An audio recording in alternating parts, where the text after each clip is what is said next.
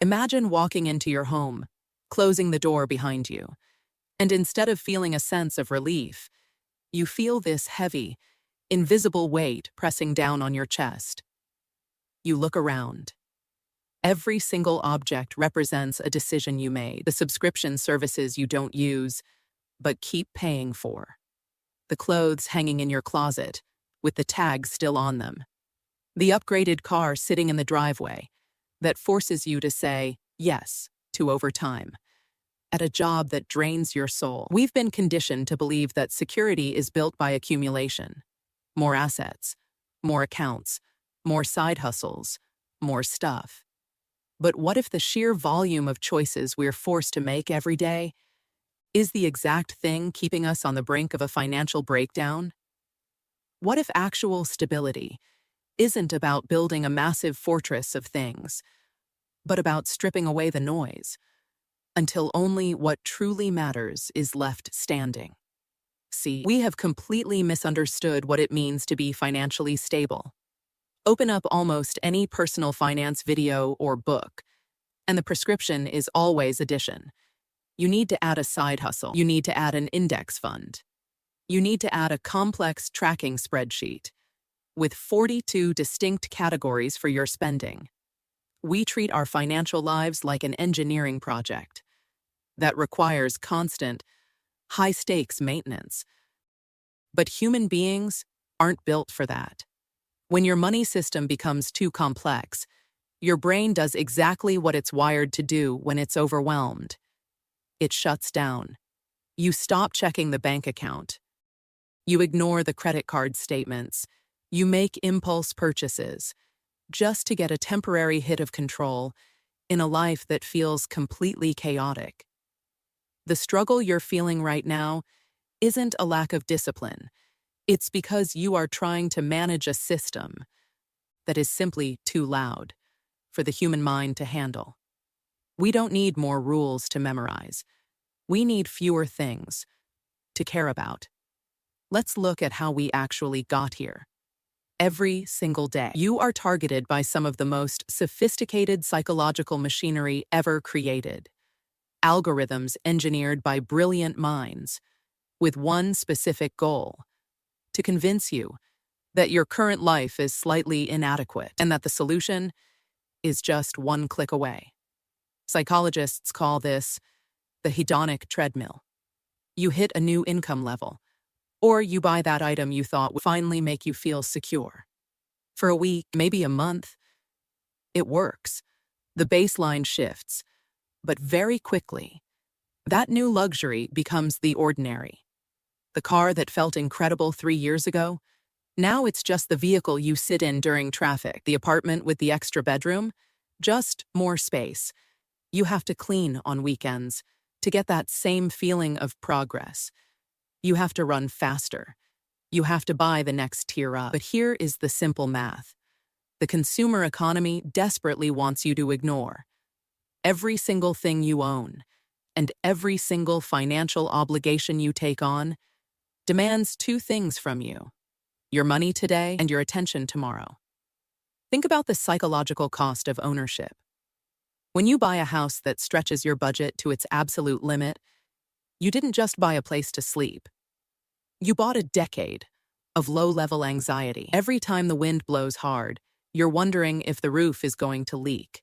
Every time the furnace makes a strange noise, your stomach drops, because you know a $3,000 surprise will completely wipe you out.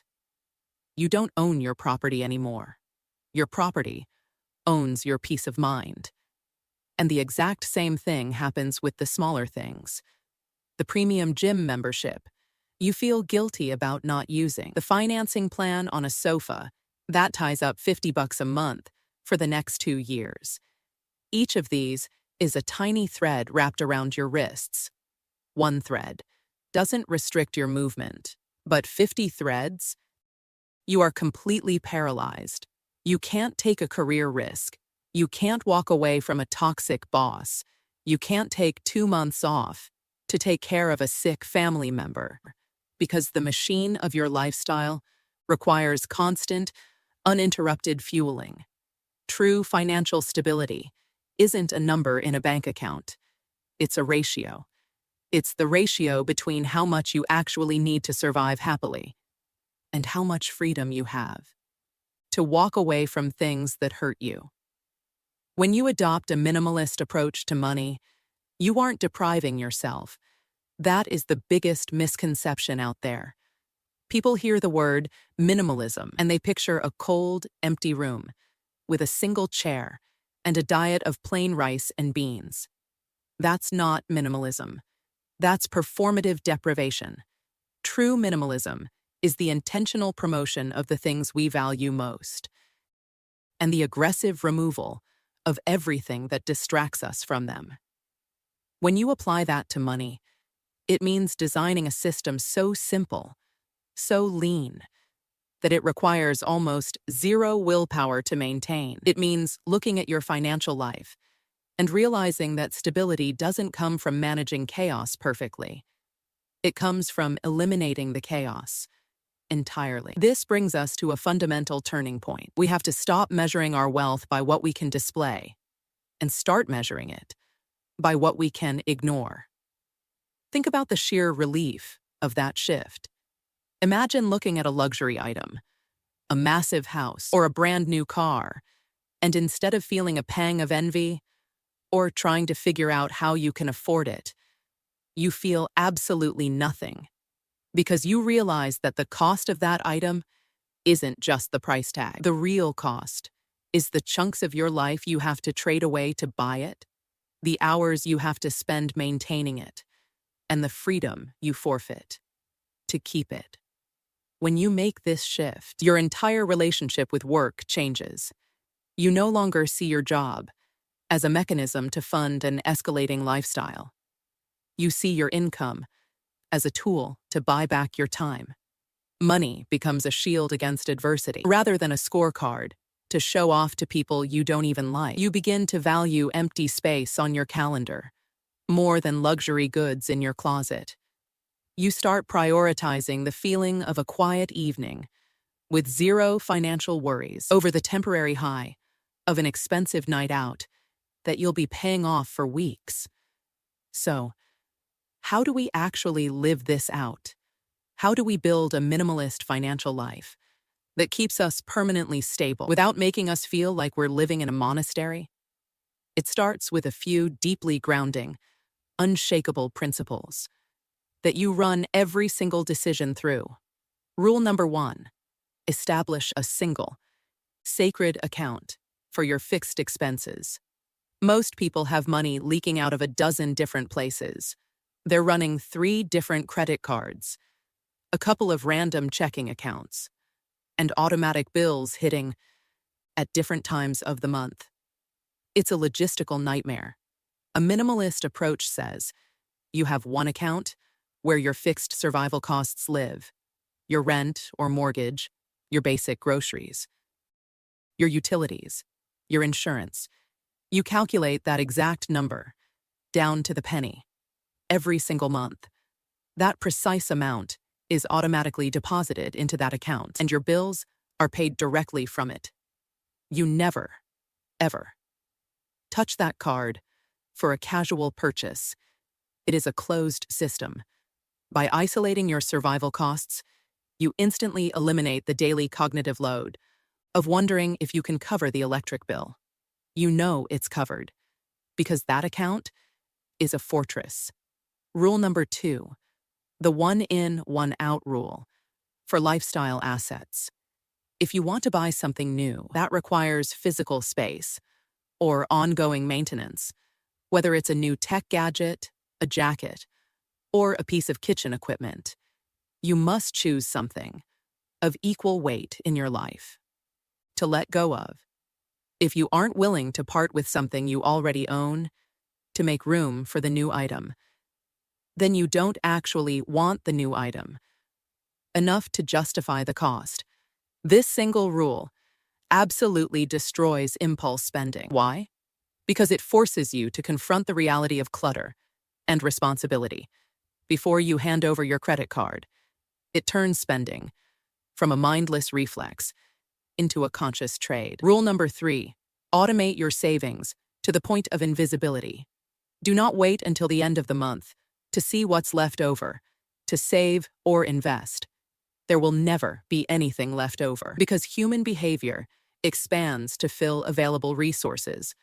It is a fundamental law of nature. Instead, you decide on a modest, sustainable percentage of your income, and you have that money routed out of your main account the very hour your paycheck hits. If you never see it in your spending account, you never mentally possess it. You learn to live beautifully on whatever remains, and your wealth grows quietly in the background without you having to rely on willpower every 2 weeks to do the right thing. Rule number 4, choose high quality over high quantity in your discretionary spending. A minimalist doesn't just buy the cheapest option because it's cheap. Buying a poorly made pair of shoes that falls apart in 6 months is actually an incredibly expensive way to live, both financially and mentally. It traps you in a constant, exhausting cycle of shopping, replacing, and discarding. Instead, when you do spend money on non-essentials, you save up for the version that is built to last, the one that is beautifully designed, and that you will genuinely care for over the years. You have fewer things, but the things you do have bring you deep utility and quiet joy. You stop participating in a fast fashion, fast convenience culture that treats everything as disposable. Finally, the rule of intentional friction. The modern world is engineered to make spending completely frictionless. You can buy a product with facial recognition while sitting on your couch in your sweatpants. To counter this, you have to intentionally build speed bumps into your life. Remove your saved credit card information from your browser. Unsubscribe from the marketing emails, flooding your inbox with artificial urgency about sales that expire at midnight. Implement a mandatory 48-hour waiting period for any purchase over a certain threshold. Give your logical brain time to catch up with your emotional impulses. More often than not, after 48 hours, that burning desire to buy will have completely evaporated. You'll realize you didn't actually want the item. You just wanted the temporary high of buying it. As we look at these shifts, I want you to take a deep breath. Let go of the pressure to fix everything by tomorrow morning. Financial stability isn't a race you win in a single weekend. It's an ongoing process of gentle subtraction. It's about looking at your life every week and asking yourself one simple question. Is this adding value to my existence, or is it just adding noise? You do not need a perfect financial life to find peace. You do not need to beat yourself up over past mistakes or loans you took out when you didn't know any better, or purchases you made when you were lonely and just looking for comfort. Those decisions belonged to a past version of you, someone who was doing the best they could with the tools they had at the time. Today, you have new tools. You have the understanding that your worth is completely independent of your net worth, and that the most luxurious thing money can ever buy is a full night of uninterrupted, peaceful sleep. Focus on making your system just a little bit simpler today than it was yesterday. Let go of the things that are dragging you down. Protect your peace of mind above all else. And remember, progress beats perfection every single time.